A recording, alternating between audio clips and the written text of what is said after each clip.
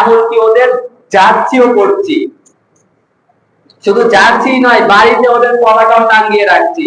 ইয়া ইবাদিয়াল্লাযীনা আমানু ইন্না সংক্ষিপ্ত সময়ে আলোচনার বিষয় নির্ধারণ করেছি ইত্তেবায়ে সুন্নাহ। আসলে ইত্তেবায়ে সুন্নাহটা কি?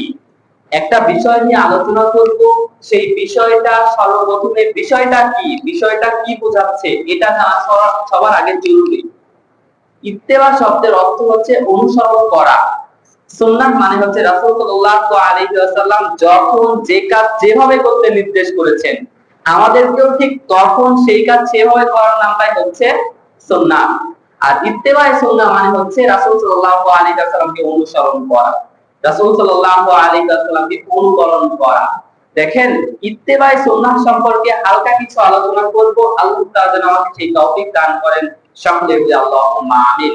আল্লাহ তাআলা বলছেন, ইয়া আইয়ুহাল্লাযীনা আমানু লা তাত্তাখিযু ইয়াহুদা ওয়ান নাসারা আউলিয়া বা'যুহুম আউলিয়া বা'য ওয়া মান ইয়াতাওয়াল্লা মিনহুম ফাইন্নাহু মিনহুম। সূরা মাইদা 51 নম্বর আয়াতে আল্লাহ তাআলা বলছেন যে, হে মুমিন মুসলমান যারা রয়েছে, তোমরা কি করো না, ইহুদি খ্রিস্টান নাসারা এক কথায় বিধর্মীদের সঙ্গে বন্ধুত্ব করো না। এক কথায় বিধর্মী হিন্দু বৌদ্ধ খ্রিস্টান এদের সাথে তোমরা বন্ধুত্ব করো না। তোমরা কি করো, কি বলছেন আল্লাহ তাআলা, যে তারা একে অপরের বন্ধু, মানে হিন্দু খ্রিস্টান এরা বন্ধু হবে। তুমি কেন মুসলমান হয়ে হিন্দু খ্রিস্টান বৌদ্ধদের সাথে বন্ধুত্ব করতে যাবে? তারা হচ্ছে মুসলমানদের শত্রু, তোমরা কেন তাদেরকে বন্ধু হিসেবে গ্রহণ করবে? আর এরপরে বলছে, তোমরা যদি তাদেরকে বন্ধু হিসেবে গ্রহণ করো তাহলে তাদের সঙ্গে তোমাদের হাসর নাসর হবে।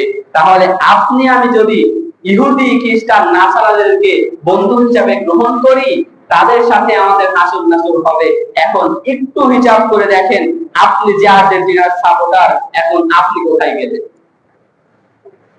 আপনি যে ব্রাজিলের সাপোর্টার, এই যে সামনে ফুটবল খেলা হবে, আপনি একজন মুসলমান ঘরের সন্তান, আপনি নিজেকে মুসলমান দাবি করছেন, আপনি কি করছেন? আপনি হচ্ছে বিধর্মীদেরকে বন্ধু হিসেবে গ্রহণ করছেন, বিধর্মীদের অনুসরণ করছেন, আপনার গায়ে বিধর্মীদের জার্সি পরা থাকবে।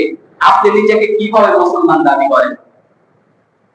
দেখেন, আপনি যার সাথে যাকে অনুসরণ করবেন তার সাথে আপনার হাসর নাসর হবে।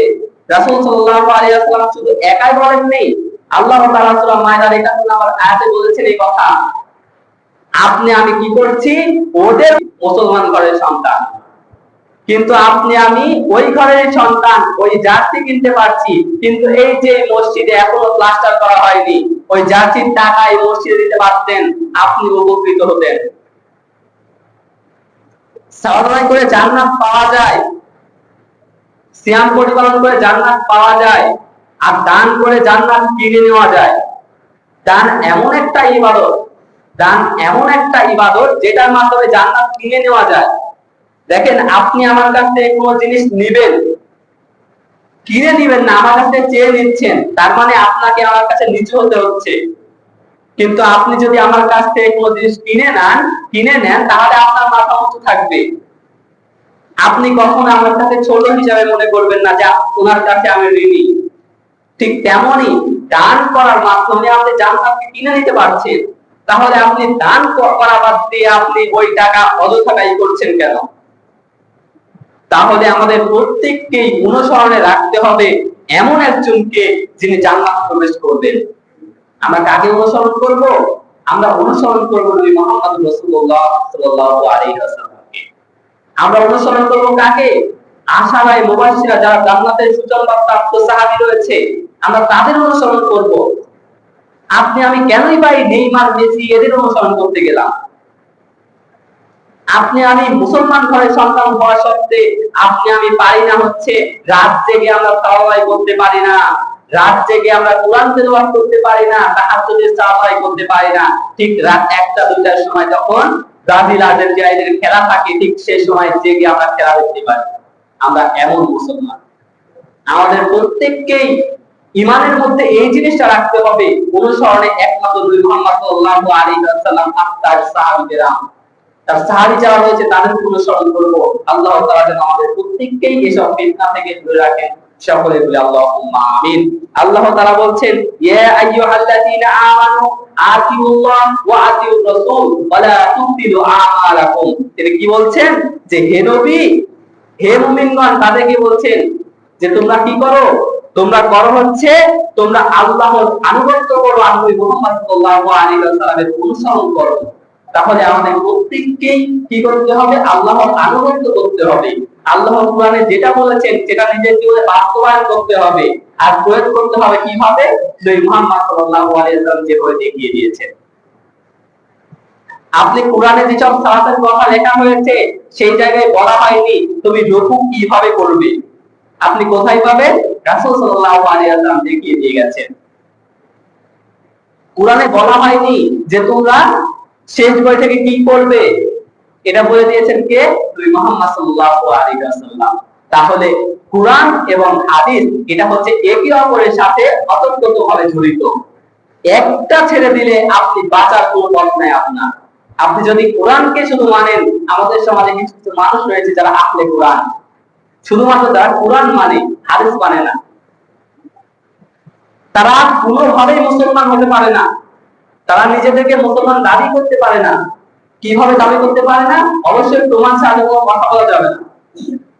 দাবি করতে পারবে না এভাবে যে আল্লাহ তাআলা বলছেন আমার নবী যদি তার মন করা একটি কোনো কথা বলতো, তাহলে আমি কি করতাম, তার ডান হাতকে চেপে ধরতাম, তার কণ্ঠনালীকে কেটে ফেলে দিতাম।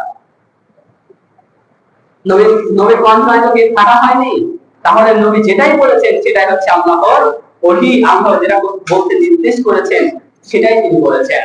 তাহলে কোরআন এবং হাদিস দুইটাকেই এক সঠিকভাবে, পুরোটাই ঈমানের সাথে দুইটাকে মেনে নিতে হবে। আল্লাহ তাআলা যেন আমাদের প্রত্যেককেই দুইটাতেই সঠিকভাবে মানার তৌফিক দান করেন, সকলে বলি আল্লাহুম্মা আমিন। হযরত আয়েশা রাদিয়াল্লাহু তাআলা আনহা বর্ণিত, তিনি বলেন রাসূল সাল্লাল্লাহু আলাইহি ওয়াসাল্লাম বলেছেন, মান আহদাসা ফি আমরিনা হাযা মা লাইসা মিনহু ফাহুয়া রাদ্দুন, যে তোমরা এমন কোন আমল করলে যাতে আমার নির্দেশনা নেই, তাহলে সেটা হবে পরিত্যাজ্য, সেটা হবে গ্রহণযোগ্য হবে না। সেটা পাবেন কোথায়, সহিহ বুখারীতে। আপনি আমি কত ইবাদত করি যার কোনো ভিত্তি নেই, যার কোনো সহিহ ভিত্তি নেই, এমন অনেক ইবাদত কিন্তু আপনি আমি করে থাকি, কিন্তু আমরা বুঝে ইবাদত করি না আসলে এর ভিত্তি আছে কিনা। না কেন দিন আমাদের প্রত্যেককেই যে ইবাদত করব, যে ইবাদতটা আমরা করতে যাব, সেই ইবাদতটা আগে ভাববো যে রাসূল করেছেন কিনা। রাসূল না করে থাকলে সেদিকে করতে যাব না, সর্বপ্রথমে আমাদেরকে দেখতে হবে রাসূল সাল্লাল্লাহু আলাইহি ওয়াসাল্লামের নির্দেশ আছে কিনা। যদি নির্দেশ না থাকে সেটা হবে বিদআত, আর বিদআত করা মাত্রই তো আপনার পূর্বের জীবনে যত নেকি রয়েছিল সব বরবাদ হয়ে যাবে। তাহলে আমাদের প্রত্যেককেই ইবাদত করার জন্য ভেবে ইবাদত করতে হবে, কুরআন হাদিস দেখে ইবাদত করতে হবে। আল্লাহ তাআলা আমাদেরকে তার তৌফিক দান করেন, সকলে বলি আল্লাহুম্মা আমিন। জাবের রাদিয়াল্লাহু তাআলা আনহু বলছেন রাসূল সাল্লাল্লাহু আলাইহি ওয়াসাল্লাম একদা ঘুমিয়েছিলেন, রাসূল সাল্লাল্লাহু আলাইহি ওয়াসাল্লাম ঘুমিয়েছিলেন, পাশ দিয়ে একদল ফেরেশতা যাচ্ছিল, একদল ফেরেশতা রাসূল সাল্লাল্লাহু আলাইহি ওয়াসাল্লামের পাশ দিয়ে যাচ্ছিলেন। এমন সময় ওই দলের কিছু ফেরেশতা বলে উঠলো, এই যে তোমাদের সঙ্গী সাথী সে ঘুমিয়ে আছে, এর জন্য একটা দৃষ্টান্ত রয়েছে, একটা উদাহরণ রয়েছে। তখন আবার কিছু ফেরেশতা বলছে সে তো ঘুমিয়ে আছে বলে লাভ কি। তখন ওই ফেরেশতা যারা পূর্বে কথা বলতো তারা আবার বলে উঠলো, তার চক্ষু ঘুমিয়ে আছে কিন্তু তার অন্তর জাগ্রত আছে, বললেই সে শুনতে পাবে। তখন বললেন একজন ব্যক্তি একটা ঘর নির্মাণ করলো, একজন ব্যক্তি একটা ঘর নির্মাণ করলো, আর সেই ঘরে কি করলো, অনেক দামি দামি খাবার, দামি দামি আসবাবপত্র এগুলোর ব্যবস্থা করা হলো। ব্যবস্থা যখন করা হলো, এরপরে একজন মানুষকে, একজন লোককে ডাকতে পাঠানো হলো। যে ওই লোকের ডাকে সাড়া দিল, যে ওই লোকের কথা শুনলো, ওই ঘরে আসলো, সেই ঘরে আসতেও পারলো, থাকতেও পারলো, এবং ওই ঘরের যত স্বাচ্ছন্দ্যপূর্ণ জিনিস রয়েছে সব উপভোগ করতে পারলো। তখন ফেরেশতাগণ বলে উঠলো, আপনি কি বললেন সেটা তো আমরাই বুঝতে পারলাম না, তাহলে নবী মুহাম্মদ সাল্লাল্লাহু আলাইহি ওয়াসাল্লাম কিভাবে বা বুঝবে। তখনও করবেন নাই একই কথা বলে উঠলো, সে তো ঘুমিয়ে আছে বলে লাভ কি? ঠিক আবারও সেই উত্তর, একই উত্তর দিলেন যে তার চক্ষু ঘুমিয়ে আছে কিন্তু তার অন্তর জাগ্রত আছে, বললেই শুনতে পাবে। তখন বলছেন যেই ব্যক্তি ঘরটা নির্মাণ করেছেন তিনি হচ্ছে আল্লাহ রাব্বুল আলামিন, আর যেই ঘর নির্মাণ করা হয়েছে সেই ঘরটা হচ্ছে জান্নাত, আর ডাকতে যাওয়া মানুষটাই হচ্ছে নবী মুহাম্মদ রাসূলুল্লাহ সাল্লাল্লাহু আলাইহি ওয়াসাল্লাম। যে নবীর কথা শুনলো সেই জান্নাতে গেল, যে নবীর কথা শুনলো সে ব্যক্তি জান্নাতে প্রবেশ করতে পারলো, আর যে কথা শুনলো না সে ব্যক্তি জান্নাতে প্রবেশ করতে পারলো না। তাহলে আপনি আমি কিভাবেই বা নবীর হাদিসকে অবহেলা করি? দেখেন রাসূল সাল্লাল্লাহু আলাইহি ওয়াসাল্লাম বলছেন যে এমন একটা সময় আসবে, এমন একটা সময় আসবে তখন আমার একটা সুন্নাত কেউ আঁকড়ে ধরে রাখতে পারবে না। ঠিক সে সময় যদি কোনো ব্যক্তি আমার একটা সুন্নাতও যদি আঁকড়ে ধরে থাকতে পারে তাহলে 50 জন শহীদের যে মর্যাদা, ঠিক সেই মর্যাদা পাবে ওই একজন ব্যক্তি। সুবহানাল্লাহ বলবেন না? দেখেন এমন একটা সময় একটা সুন্নাত কেউ আঁকড়ে ধরে থাকতে পারবে না। খাবার প্রথমে বিসমিল্লাহ বলতে হয়, এটা একটা সুন্নাত। হয়তো অনেকেই এখনো জানে না যে খাবার শুরুতে কি বলতে হয়। খাবার শুরুতে না বলে খাওয়া শুরু করে দেয় শয়তানের সাথে। এই যে মসজিদে যে প্রবেশ করলেন তারও একটা দোয়া আছে, মসজিদ থেকে বের হবেন তারও একটা দোয়া আছে, আপনি টয়লেটে প্রবেশ করবেন তারও একটা দোয়া আছে, টয়লেট থেকে বের হবেন তারও একটা দোয়া আছে। আপনি আমি এসব দোয়া যায় না, কিন্তু আপনি আমি একটাকে আঁকড়ে ধরে থাকি, একটাকে কোনোভাবে যদি আঁকড়ে ধরে থাকতে পারি তাহলে ঠিক সেই সময় যদি আমাদের মাঝে চলে আসে একটা সুন্নাতকে আঁকড়ে ধরে রাখার কারণে 50 জন শহীদের মর্যাদা পাবো। এই এখনকার শহীদ নয়, কিন্তু শহীদ হচ্ছে নবী মুহাম্মদ সাল্লাল্লাহু আলাইহি ওয়াসাল্লামের সময় যারা ইসলামের পথে শহীদ হয়েছে, দেশের জন্য শহীদ নয়, ইসলামের পথে যারা শহীদ হয়েছে তাদের মর্যাদা কত গুরুত্বপূর্ণ একটা জিনিস। দেখেন আমাদের প্রত্যেককেই সুন্নাতকে অনুসরণ করতে হবে, সুন্নাত থেকে বের হয়ে যাওয়ার কোনো রাস্তা নেই। রাসূল সাল্লাল্লাহু আলাইহি ওয়াসাল্লাম প্রত্যেক জায়গায় বলেছেন তোমরা কি করো? সুন্নাতকে অনুসরণ করো। সুন্নাতকে অনুসরণ করলে তোমাদের বাকি পথ সহজ হয়ে যাবে। আল্লাহ তাআলা বলছেন ওমা আতাকুমুর রাসূল ফাখুযুহু ওমা নাহাকুম আনহু ফান্তাহু ওয়াত্তাকুল্লাহা ইন্নাল্লাহা শাদীদুল ইকাব। তিনি কি বলছেন? রাসূল সাল্লাল্লাহু আলাইহি ওয়াসাল্লাম তোমাদেরকে যা দিয়েছেন তোমরা তা গ্রহণ করো, আর রাসূল সাল্লাল্লাহু আলাইহি ওয়াসাল্লাম তোমাদেরকে যা নিষেধ করেছেন সেখান থেকে তোমরা দূরে থাকো। নিশ্চয় রাসূল সাল্লাল্লাহু আলাইহি ওয়াসাল্লাম বলছেন, আল্লাহ তাআলা বলছেন নিশ্চয় আল্লাহ তাআলা শাস্তি দানে কঠোর। তাহলে আমাদের প্রত্যেককে কি করতে হবে? যেটা নির্দেশ করা হয়েছে সেটা আপনার আমার সাধ্য অনুযায়ী। এখন বলছেন যে সালাত তো ফরজ, সালাত তো আমাদেরকে নির্দেশ করা হয়েছে, এখন আমার সাধ্য অনুযায়ী 2 ওয়াক্ত করব আর 3 ওয়াক্ত করব না। দেখেন রাসূল সাল্লাল্লাহু আলাইহি ওয়াসাল্লাম আবার কি বলছেন? মান তারাকাত সালাত মুতাম্মিদান ফাকাদ কাফারা। যে ব্যক্তি ইচ্ছাকৃতভাবে এক ওয়াক্ত সালাত কাজা করলো সে ব্যক্তি কি হয়ে গেল? কাফের হয়ে গেল। এখন হিসাব করে দেখেন আপনি আমি নিজেই তো কাফের। এখন হিসাব করে দেখেন আপনি আমি নিজেই কাফের, কারণ কত ওয়াক্ত সালাত কাজা হয়েছে এটা আমাদের বলার সাথে নেই।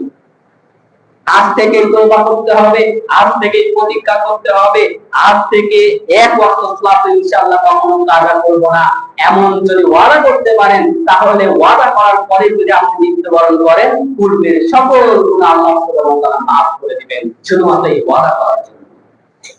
আপনি আমি কয়জন ওয়াদা করব? কারণ এই যে জুমার সালাত আদায় করে যাওয়ার পরে আসরের সালাত, জুমার সালাত পরে যোহর আসর মাগরিব এশা কোন সালাতে আপনাকে আমাকে খুঁজে পাওয়া যাবে। আমার সম্মানিত উপস্থিতি, আমাদের প্রত্যেককেই রাসূল সাল্লাল্লাহু আলাইহি ওয়াসাল্লাম যেটা বলেছেন, যেটা নির্দেশ করেছেন, যেটা সুন্নাত সেটা আপনার আমার সাধ্য অনুযায়ী, আর যেটা হচ্ছে ফরজ সেটা অবশ্যই পরিপালন করতেই হবে। আর যেটা নিষেধ করেছেন সেখানে 100% যদি আপনি প্রতিপালন করেন তাহলে সেটা হবে আপনার আমার জন্য কঠিন শাস্তিকর বিষয়, শাস্তির বিষয়। দেখেন মাজারে টাকা দান করা, মাজারে গিয়ে গরু ছাগল দান করা এটা নিষেধ করেছেন। আপনি আমি যদি 1 পয়সাও যদি মাজারে দান করি আপনার আমার ঈমান নষ্ট হয়ে যাবে। গুরুত্বপূর্ণ একটা বিষয়। আমরা কতজনই আছি মাজার দেখতে গিয়ে আমরা কি করছি? 5 টাকা 10 টাকা দান করে আসছি।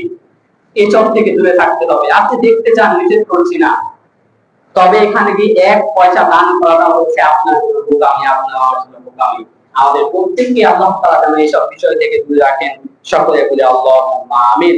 আল্লাহ তাআলা বলছেন, কুলিন কুনতুম তুহিব্বুনাল্লাহ ফাত্তাবিউনি ইউহিব্বুকুমুল্লাহ ওয়া ইয়াগফির লাকুম যুনুবাকুম আল্লাহু গফুরুর রহিম। হে নবী, তুমি বলে দাও, তোমরা যদি আল্লাহর ভালোবাসা পেতে চাও, আল্লাহ তাআলা বলছেন সূরা ইমরানের 31 নম্বর আয়াতে বলছেন, হে নবী, তোমরা বলে দাও, তোমরা যদি আল্লাহর ভালোবাসা পেতে চাও তাহলে কি করো?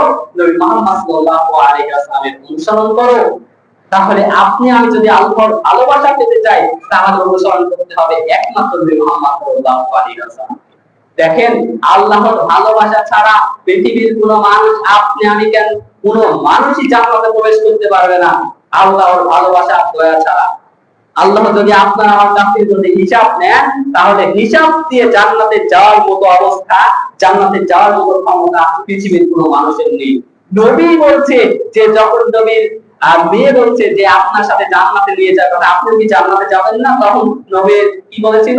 নবী বলছে, যদি আল্লাহ দয়া না করে তাহলে আমার জান্নাতে যাওয়া সম্ভব নয়। নবীর যখন সম্ভব নয়, আপনি আমি কোথাকার মুসলমান যাদের ঈমানের কোনো বল নেই, যাদের ঈমানের কোনো শক্তি নেই, তাহলে আপনি আমি কিভাবে বা হিসাব দিয়ে জান্নাতে যেতে পারি? তাহলে আমাদের প্রত্যেককেই আল্লাহর ভালোবাসা পেতে হবে। আল্লাহর ভালোবাসা পেতে গেলে যা কিছু করার প্রয়োজন সবকিছু আপনার আমার করতে হবে। আপনি আমি বাধ্য। যদি বাধ্য না হয়, যদি প্রতিপালন না করি, তাহলে পরকালে আপনি আমি আটকে যাব, যেতে হবে জাহান্নাম। আমাদের প্রত্যেককেই সুন্নাত অনুসরণ করতে হবে। আল্লাহ তাআলা যেন আমাদের তৌফিক দান করেন। সকলে বলি আল্লাহুম্মা আমিন। আবু হুরায়রা রাদিয়াল্লাহু তাআলা বলছেন, রাসূল সাল্লাল্লাহু আলাইহি ওয়াসাল্লাম বলেছেন, কুল্লু উম্মতি ইয়াদখুলুল জান্নাহ, আমার প্রত্যেকটা উম্মতি জান্নাতে প্রবেশ করবে ইল্লা মান আবা। প্রথমে কি বললেন?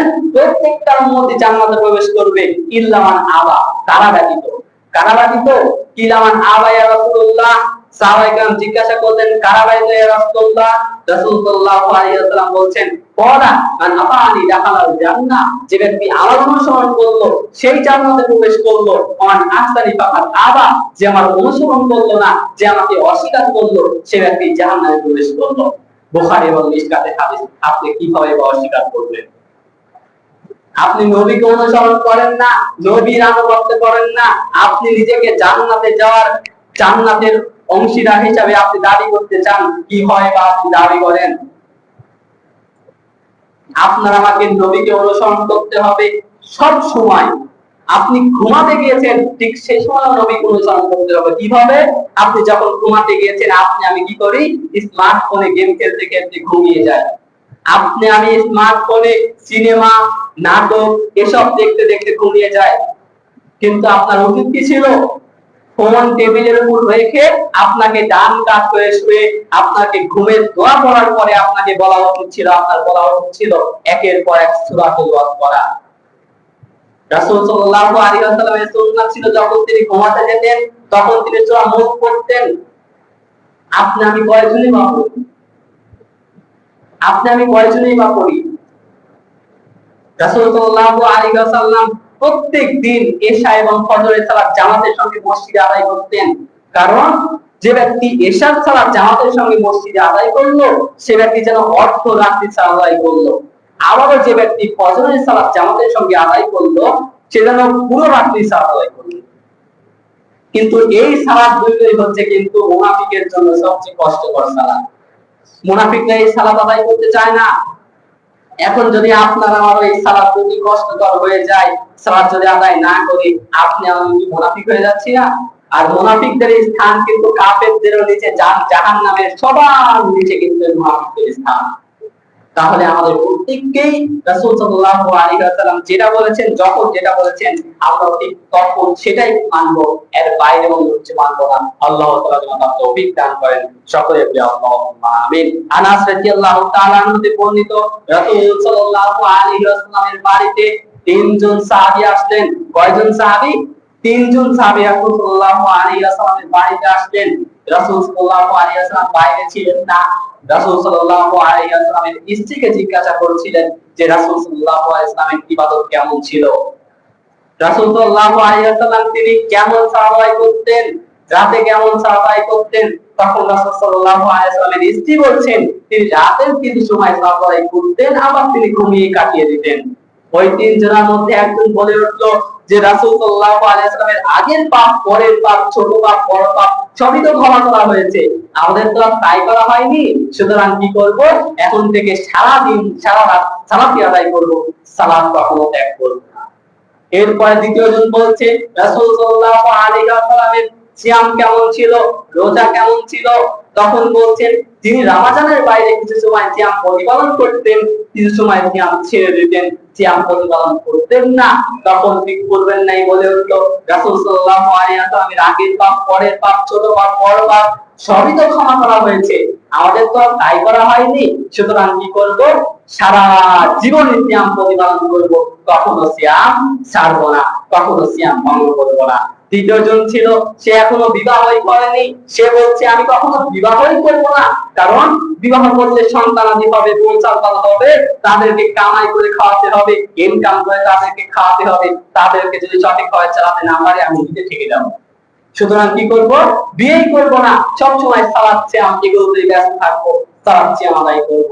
ঠিক ভালো উদ্দেশ্যে সুন্দর সুন্দর কথা বলে চলে যাচ্ছিল, চলে গেল, এমন সময় রাসূল সাল্লাল্লাহু আলাইহি ওয়াসাল্লাম বাড়িতে আসলেন।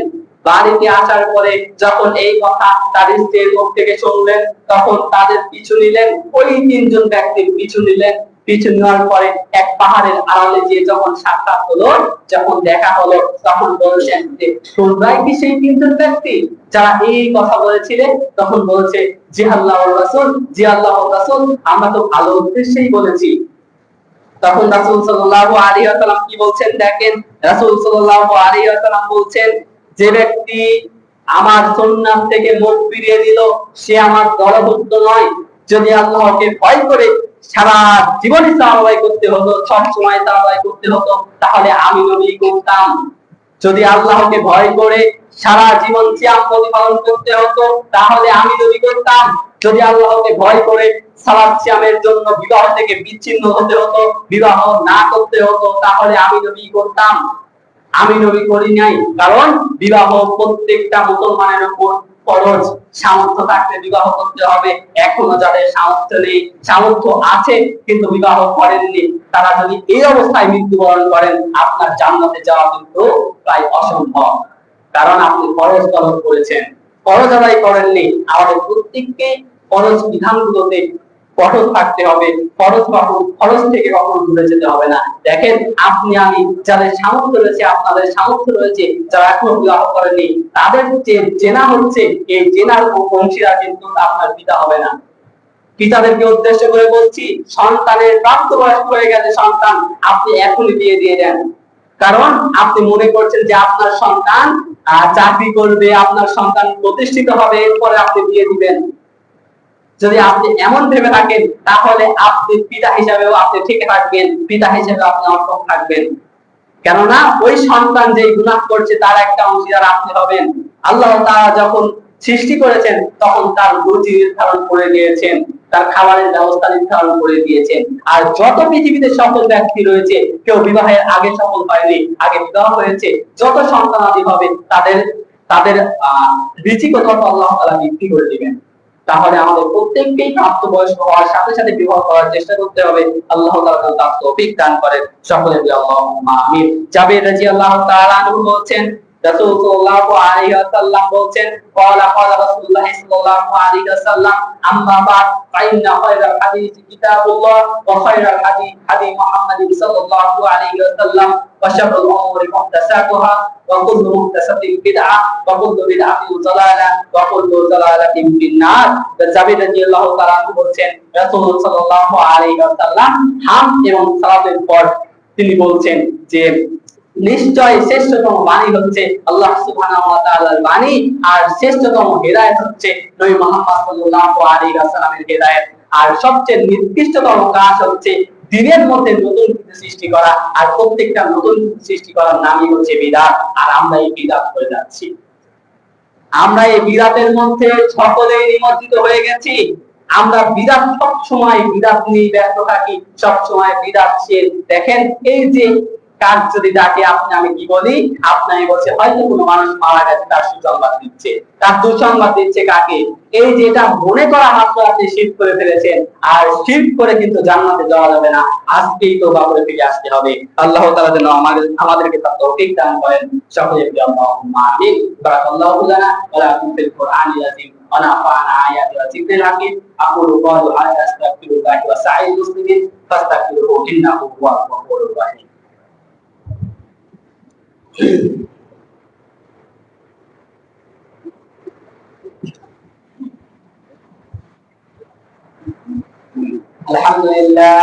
আলহামদুলিল্লাহ নাহমাদুহু ওয়া নাস্তাঈনুহু ওয়া নাস্তাগফিরুহু ওয়া নাউযু বিহি ওয়া নাতাওয়াক্কালু আলাইহি ওয়া নাউযু বিল্লাহি মিন শুরুরি আনফুসিনা ওয়া মিন সাইয়্যাতি আমালিনা মান ইয়াহদিহিল্লাহু ফালা মুদিল্লা লাহু ওয়া মান ইউদ্লিলহু ফালা হাদিয়া লাহু ওয়া নাশহাদু আন লা ইলাহা ইল্লাল্লাহু ওয়াহদাহু লা শারীকা লাহু ওয়া নাশহাদু আন্না মুহাম্মাদান আবদুহু ওয়া রাসূলুহু। আম্মা বা'দ। খুতবার শেষ প্রান্তে একটি জিনিস দেখাবো, সেটা হচ্ছে রাসূল সাল্লাল্লাহু আলাইহি ওয়াসাল্লামের সাহাবায়ে কেরামের সুন্নাত কেমন ছিল, তাদের অনুসরণ কেমন ছিল। আপনারা আমার অনুসরণ করে রাসূল সাল্লাল্লাহু আলাইহি ওয়াসাল্লাম বলেছেন যে তোমরা 5 ওয়াক্ত সালাত আদায় করো, এরপরে কি করো? তোমরা রুজি খোঁজার জন্য বের হয়ে যাও। আপনি আমি কি করি? সরাসরি রুজি খোঁজার জন্যই বের হয়ে যায়। আপনারা আমার সুন্নাত অনুসরণ হচ্ছে এমন।